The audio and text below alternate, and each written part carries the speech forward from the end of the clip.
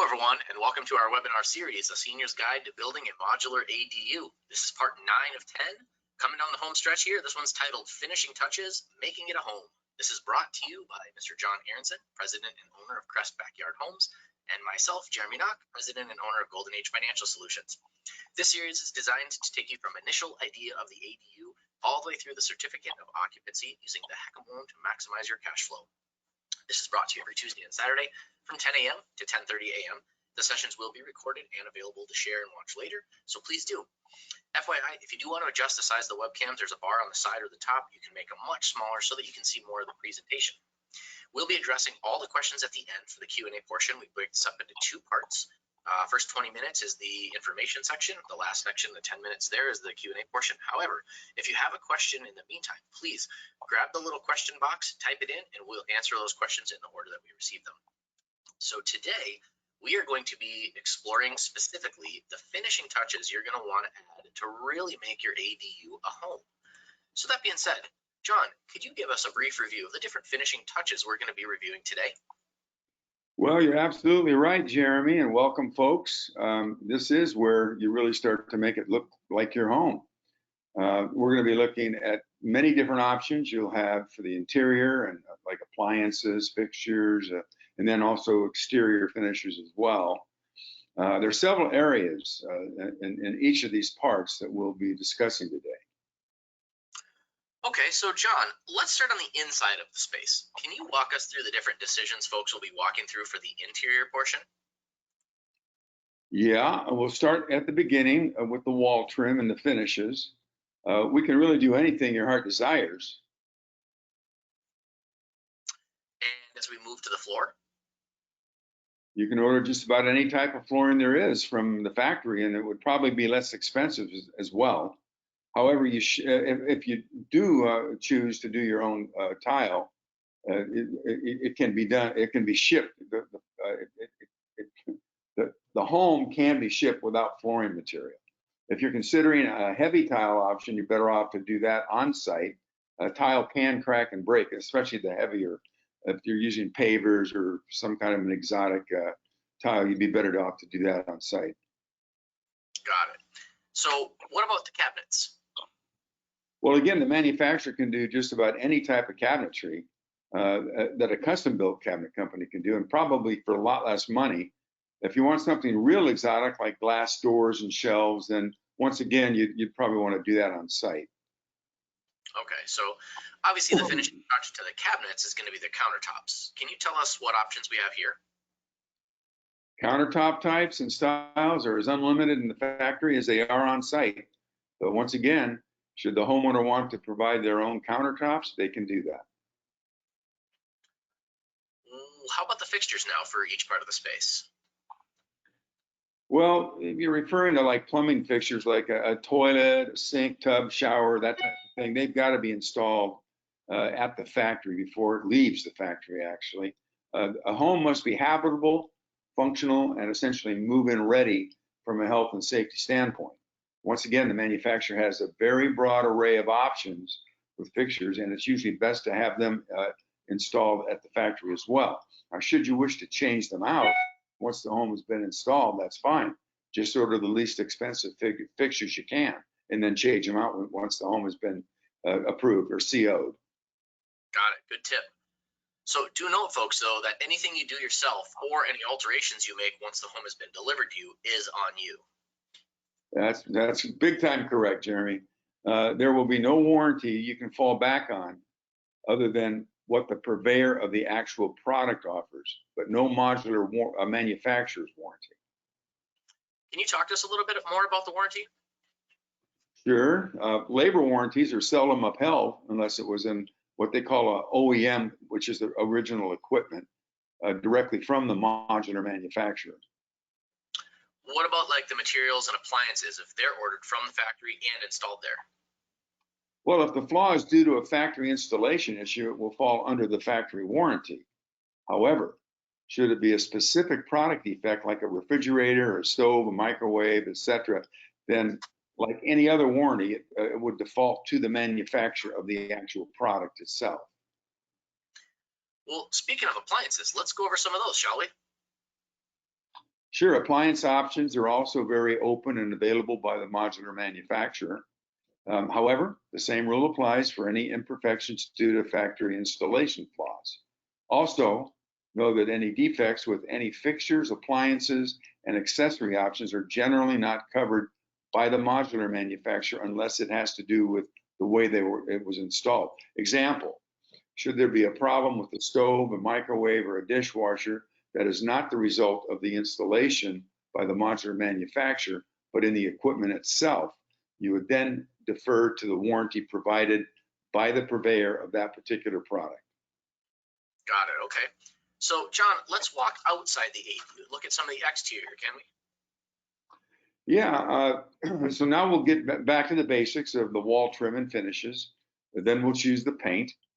You can order any color the modular manufacturers offers on their color charts, and there's usually a very broad selection of colors to choose from. Are there any limits on paint colors?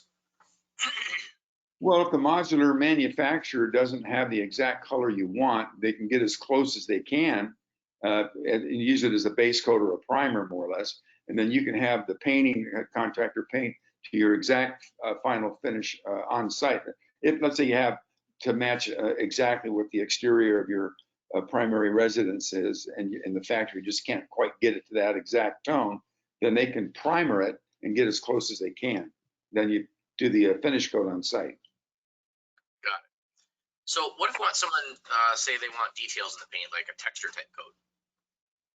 Well, should you prefer an orange peel type or a skip trowel or a high ridge textured finish? That too will have to be done on site. Most modular manufacturers will not offer any of those types of custom finishes.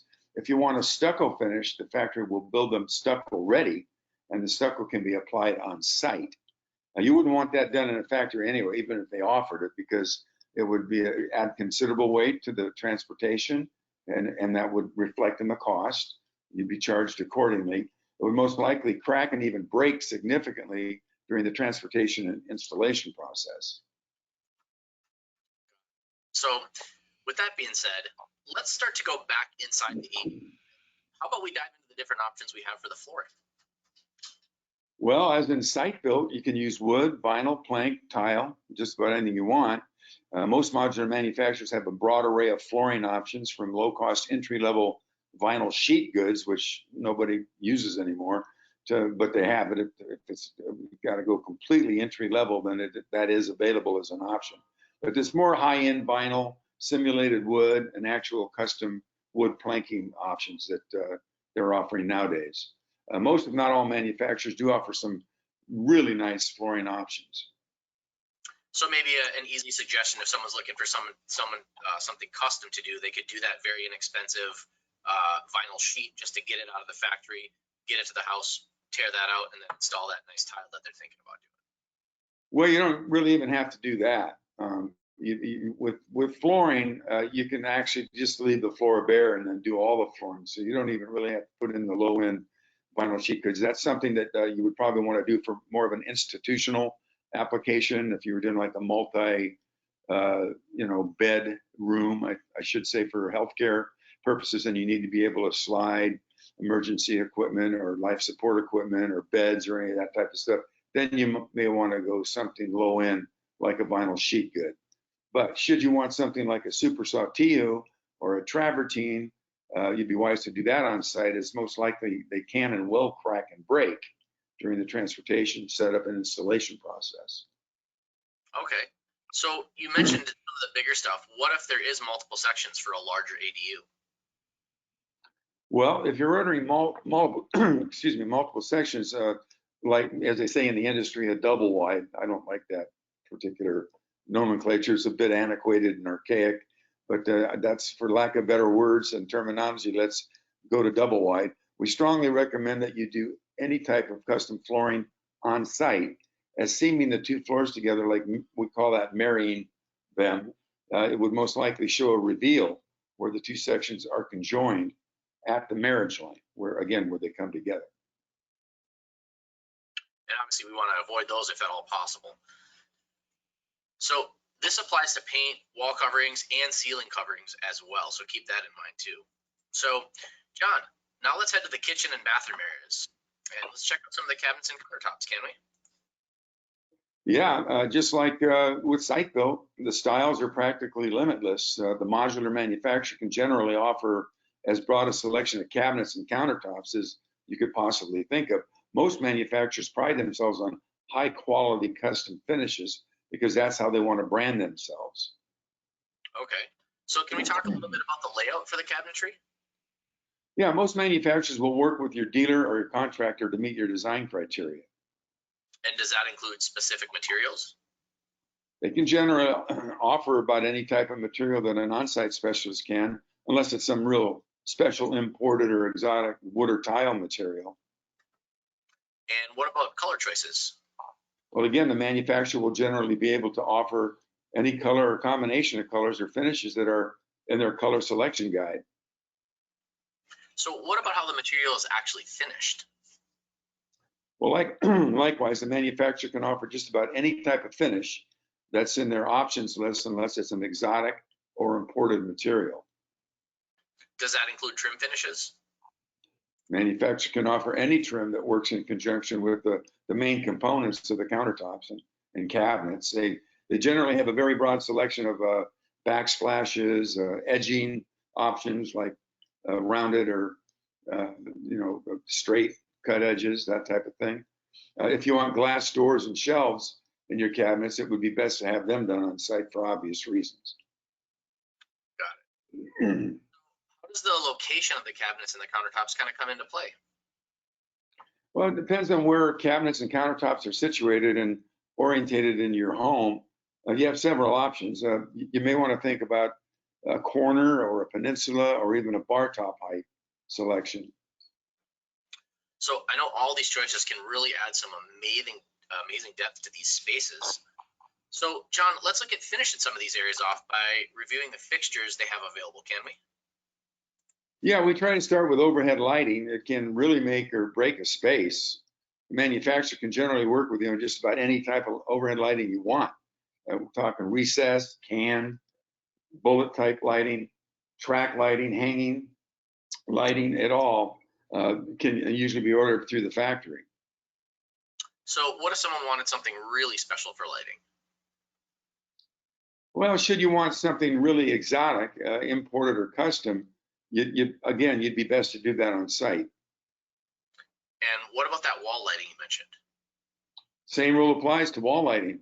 Generally, any hanging lighting fixtures, track lighting, wall lighting fixtures, both interior and exterior, are safely packaged and stowed in the modular units as they're being, and then they're installed on site. I know fans are always a nice option in Southern California. Oh yeah, fans and fan lights can be ordered through the factory as well. However, if you have some special brand or style that the factory doesn't have access to, you'd have to do that on site as well. So do all these options we're discussing get covered under that warranty that you mentioned as well? Well, the modular manufacturer will warrant any factory flaws or faulty installation procedure, but they will generally refer you to the purveyor of the product should there be any problem with the fixture itself. So what if something gets broken en route to the site during delivery? Well, you don't have to worry. If a fixture is broken during the transporting or installation of the home, it'll be covered by the modular manufacturer. That's a huge relief to hear. So let's go back into the kitchen for a bit. Let's go over those different appliances we were mentioning earlier.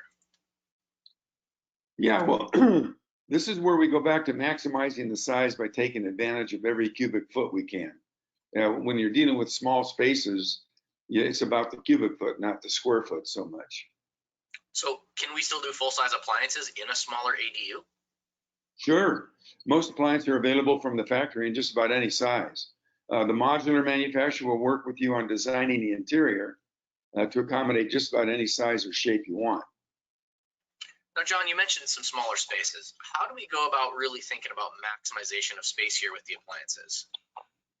Well, like I mentioned, working with small spaces may require utilizing the cubic foot instead of the square foot to obtain as optimal an open airspace as possible. You may want to consider mid to micro-sized appliances in order to really maximize open spaces. Can you give us some details if space does become really limited? Well, yeah, in that case, you may want to consider below countertop reefers and freezers. You may also want to consider a single drawer dishwasher. Yeah, those kind of space-saving items really help because most folks tend to prefer things like full-size oven ranges and cooktops. So going with mid-size or micro-sized can free up the space to go full-size on that range. Now, John, what about the location of the appliances? Well, as I mentioned, we can go full size, but where we really get to wow folks is the mid and micro-sized stuff placed strategically under or above the countertops. This way they have all the modern conveniences, but they're scaled to fit in the space, giving you a lot more of an open spatial relation. Got it. Now, what about the appliance finishes? Well, most modular manufacturers can provide both entry-level and high-end appliances in just about any finish, color, style, or brand that you desire. They can do stainless steel in any size, shape, with vinyl coated or painted, color coded. It doesn't matter. They're anything that you can buy down at your local appliance store. You can usually order through the factory. Got it. But what if someone wanted something more custom? Well, if you have a particular brand that can't or won't provide you, you can order all your appliances and have them installed on site. However, the same rule applies here regarding factory installation and warranties. Got it. All right, well, let's walk back outside and take a walk around the ADU so we can go over some of the exterior portions of that, can we? Yeah, the simplest way to go from the top down, starting with your roof material and color. The modular manufacturer can usually provide any type of rolled roofing or composition shingles you wish. So what's kind of the standard here? Excuse me, Jeremy, I don't know what's going on with my voice, but we're struggling a bit. The standard for straight gabled roof is a 25-year 3-tab shingle option. So do I still get to choose the shingle type with that case? Yeah, you can order any type of combination shingle comp shingle that you prefer beyond that for an additional cost. So what's the next most common roof choice? Well, most modular manufacturers will offer a low ridge corrugated roof metal. However, should you want custom high ridge powder coated copper or custom sized metal roof, you'd most likely have to do that on site as well. Okay, so you mentioned tile and some cement options earlier. Can you tell us more about those? Yeah, the same thing applies to clay and cement roof tile options. The factory will they'll provide some form of a low-cost roofing material that can be removed or gone over with whatever is required as the underlayment for the clay or cement tile options. Hope that makes sense. It does. So let's just say I'm looking to save some money. Can I just have it all finished on site? Well, no matter what, at least some type of roofing material is required in order for the modular components to pass a final factory inspection. Unlike with the flooring material, you have to have some type of a roofing underlayment before the actual modules can leave the factory.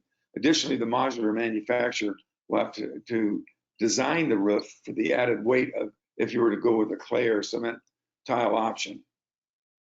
Okay, so let's move down to the siding and material color. Yeah, the modular manufacturer has a very broad array of siding options and colors to choose from. Almost all manufacturers provide a standard cementitious, they call it cementitious material. It's a combination of cement and fiber, and it's what hardy board is one name. It's probably the biggest name. You can order any style you wish, from vertical panels to lap or shingle. Now, you've also mentioned stucco several times. Any particulars with stucco to be aware of? Well, should you want stucco, the manufacturers will ship the components to the site with an underlayment text coat. Then the stucco prep and texturing will be done on site by the contractor. So once the wall finishes are all set, we want to make them really stand out here with some exterior lighting. Yeah, that is a great way to make the finishes really stand out. Exterior wall-mounted lights, door entry light receptacles, and sockets are all provided by the manufacturer. You can select from a broad array of exterior light fixtures from the manufacturer and they'll be safely packaged and stowed on the modular component and installed on site by your contractor. So again, what if I wanted something just more custom to my ADU? Well, you can select and purchase your own light fixtures and have them installed by your contractor. Just remember, they won't be warranted by the modular manufacturer. Okay, so let's really round out the exterior of the ADU now. Let's cover the hardscape, can we? Yeah, here's where we look at plants and other specific landscaping. Now, none of that is going to be covered by the ADU manufacturer, obviously. That instead will be provided by your landscape designer or contractor under the supervision of your general contractor. That's where your liability will fall, not to the manufacturer. Got it. And they also cover sidewalk materials here too, folks.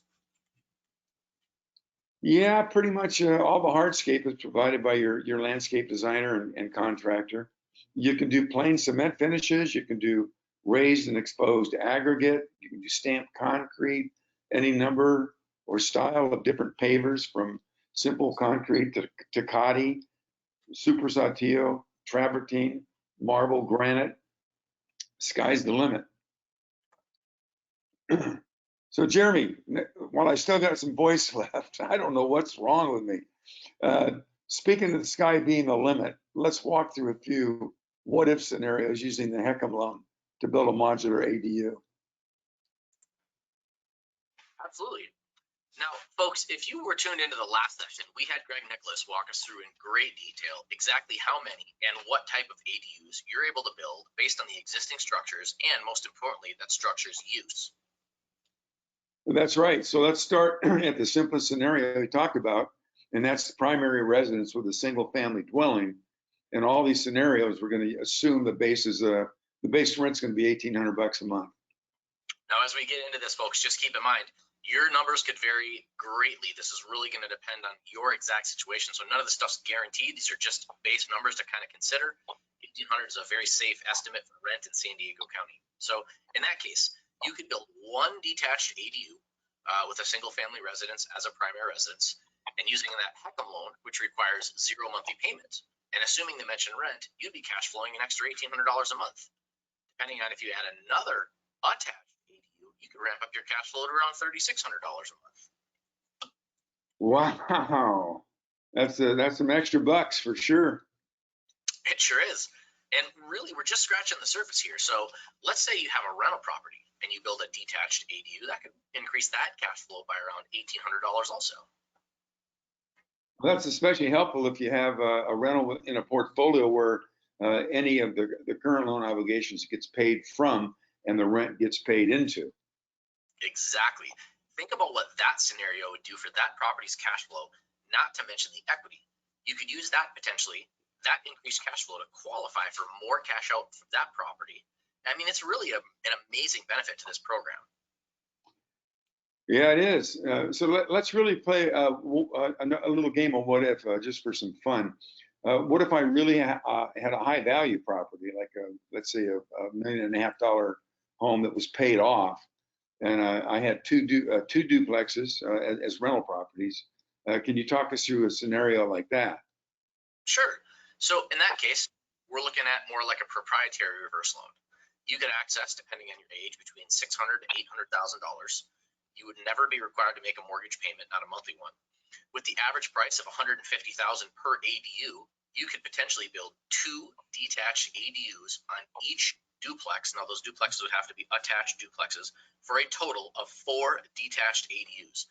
That could potentially increase your cash flow an additional $7,200 per month. Well, I tell you what, these are some pretty impressive numbers. I mean, gosh, I had no idea that these reverse mortgages were, or the HECM loan, I should say. Maybe reverse mortgage isn't the word anymore, but I had no idea that they could be that lucrative. What would be over and above whatever you were receiving from the current rents from each side of the duplexes? Exactly. And I'll go back to what I mentioned earlier about having all the rents flowing into your portfolio. Your cash flow goes up. With no due debt on that property to service, it can really change your whole position as an investor very quickly. Well, now keep in mind, folks, these rents we're talking about are only estimates. Obviously, we can't make any guarantees about specific rent that you're going to get. That's going to be determined by your particular location as well as the size and the bedroom and bathroom count of the ADU that you're installing. But you could get less, but you can get a whole lot more. It's all market driven. Do your homework. It's about demographics and location. Absolutely. Those three rules in real estate still apply here. Location, location, location. So folks, that brings us full circle back to that end user, which is why we always encourage you to start with the end user in mind. That way it's very, very easy to come back to that as you make all these decisions. Our suggestion is always build as big as you can possibly afford to based on the space and the budget that you have, because typically the bigger the ADU, the more rent you can command.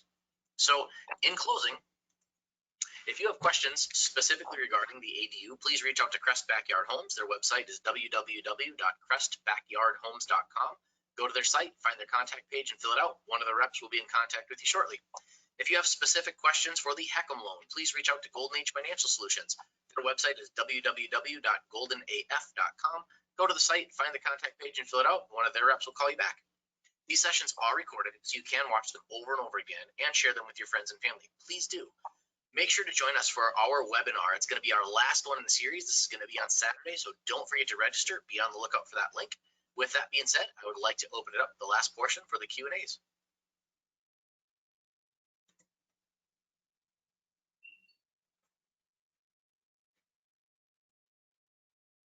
All right, first one we got, John. This is a John question.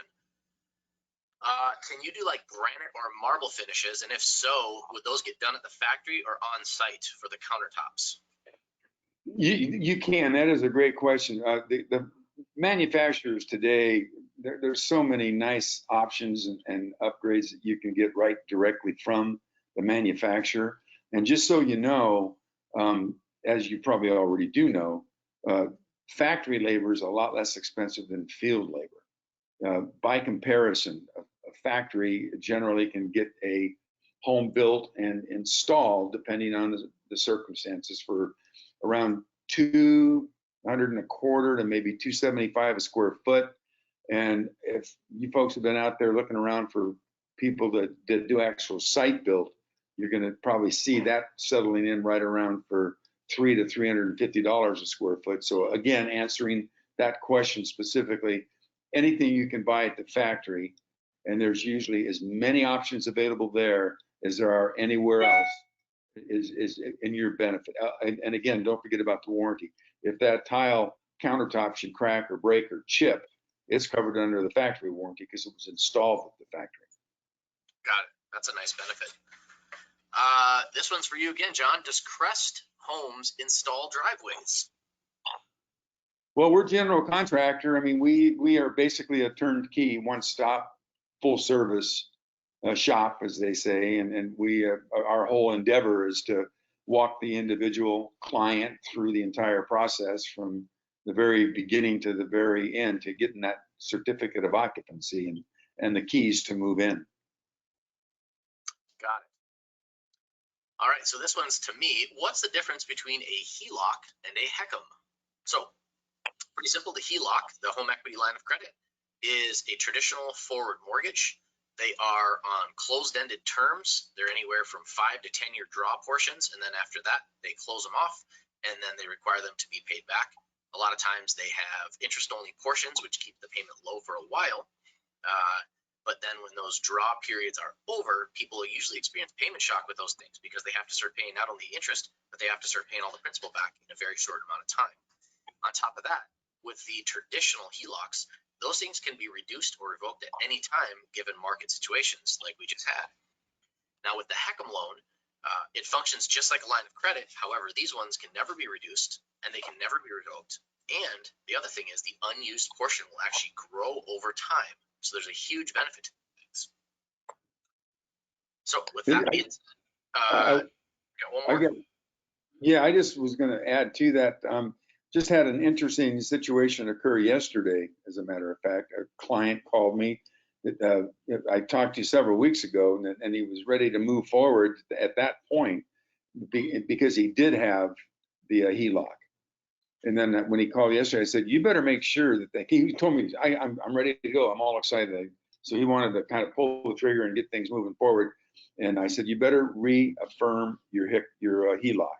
And he goes, why is that? And I said, because if you've been following the news since this whole coronavirus thing rolled out, they're starting to, those are drying up. Two of the biggest banks that carry them, Wells Fargo and Chase, have basically terminated them, and they're not available any longer. He called me back about an hour later. His HECM loan had been canceled, unbeknownst to him. Had he moved forward and done anything out of pocket at all, he'd have been out of luck. You mean his HELOC, not his HECM, because those can't be canceled. No, the HELOC. Right. Okay. Got it. Just wanted to confirm. Yeah. So this question is to me. How do you spell HECM loan? So HECM is an acronym. It's HECM, and it stands for Home Equity Conversion Mortgage. Let's put these in real quick.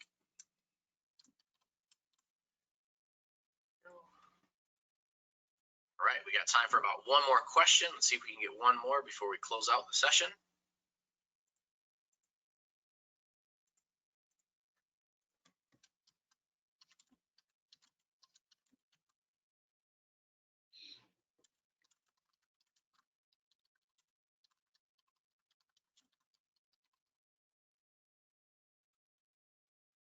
All right, so this will take us right up to about 10:30.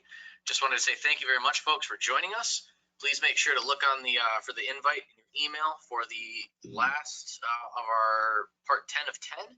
That should be in your email shortly. So thanks for your time. You guys enjoy. Hopefully my voice will be back by then. Thanks, folks. Take care.